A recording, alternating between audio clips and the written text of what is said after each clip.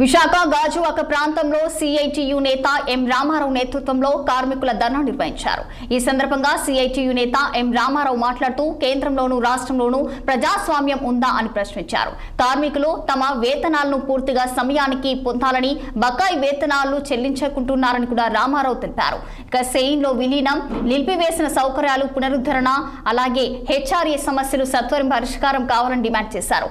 జీతం మా కష్టార్జితం, మా హక్కు అని ఆయన ధ్వజమెత్తారు. ఇక చట్టాలను ఉల్లంఘిస్తూ నిర్ణయాలు తీసుకుంటున్నప్పటికీ వారిపై ఎలాంటి చర్యలు తీసుకోవడం లేదంటూ మండిపడ్డారు.